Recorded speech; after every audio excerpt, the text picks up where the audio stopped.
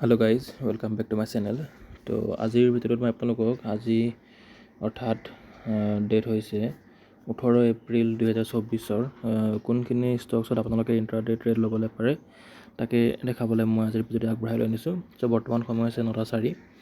তো মাৰ্কেট আমি যদি চাওঁ তেনেহ'লে বৰ্তমানটো আপোনালোকৰ ডাউন ট্ৰেণ্ডতে গৈ আছে এই আপোনাৰ ইজৰাইল আৰু ইৰাণৰ ঘটনাৰ কাৰণে। তো আজি যদি আমি চাওঁ তেনেহ'লে যদি নিফটি আপোনাৰ এটলিষ্ট 22,224 ওপৰত যদি যায় তেনেহ'লে আমি এটা বুলিছ মোমেণ্টাম হিচাপে ল'ম অলপ হ'লেও। তাৰপাছত নেক্সট এতিয়া আপোনাক ষ্টকছখিনি দেখাই দিছোঁ। ষ্টকছ প্ৰথমটো হৈছে আপোনালোকৰ ডিভিজ লেব আপোনালোকৰ আমি 1 আৱাৰ টাইম ফ্ৰেমতে চাইছোঁ।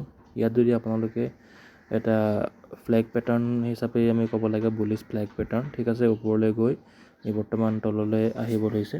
তো আমি যদি চাওঁ তেনেহ'লে এটলিষ্ট এই লেভেলটো অৰ্থাৎ 3,782, ঠিক আছে, 3,782 ওপৰত যদি যায় তেনেহ'লে আপোনালোকে ইয়াত এটা ইণ্টাৰডে ট্ৰেড ল'বলৈ পাৰে আৰু এছ এল ৰাখিব পাৰে আপোনালোকে 3,752, ঠিক আছে। ইয়াত আপোনালোকে 1:2 আপোনালোকে এটা ট্ৰেড ল'বলৈ পাৰে। নেক্সট ষ্টক হৈছে ONGC আপোনালোকে এজ এ পজিশ্যনেল অৰ্থাৎ যদি আপোনালোকে ব্ৰেকআউট ষ্টক হিচাপেও ল'বলৈ পাৰে অলপমান দীঘলীয়া সময়ৰ কাৰণে। তো ইয়াত আপোনালোকৰ যদি চাওঁ আমি 1 আৱাৰ টাইম ফ্ৰেমত তো দেখিবলৈ পাইছে যে লাষ্ট যিটো আপোনালোকৰ কি কয় এটা ৰেজিষ্টেঞ্চ আছিলে সেই ৰেজিষ্টেঞ্চ জোনত গৈ এতিয়া বৰ্তমান এটা ৰিটেষ্ট কৰা হিচাপে ধৰিছে, ঠিক আছে।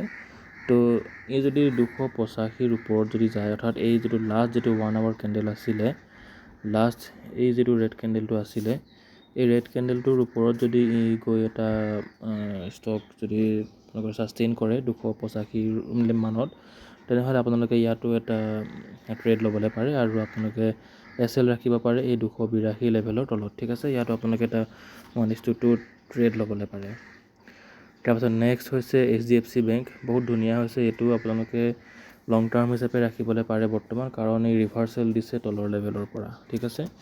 তলৰ লেভেলৰ পৰা এই ৰিভাৰ্চেল দিছে আৰু এই ৰিভাৰ্চেল যদি ছাষ্টেইন হৈ যায় তেনেহ'লে ই এটা ধুনীয়া মোমেণ্টাম দিব আৰু ইয়াতো আপোনালোকে ইণ্ট্ৰাডে হিচাপেও লওক বা পজিশ্যনেল হিচাপেও লওক।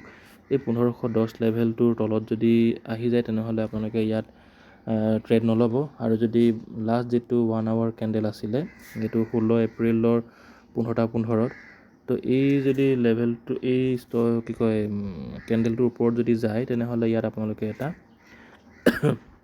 ইণ্ট্ৰাডে ট্ৰেড ল'বৰে পাৰে আৰু আপোনালোকে এছ এল ৰাখিব পাৰে 1507 তলত, ঠিক আছে। তো বৰ্তমান আপোনালোকৰ ইয়াৰ প্ৰাইচ চলি আছে কিমান 1511, ঠিক আছে, আৰু এছ এল ৰাখিব আপোনালোকে 1507। ইয়াত আপোনালোকে এটা ট্ৰেড ল'বলৈ পাৰে।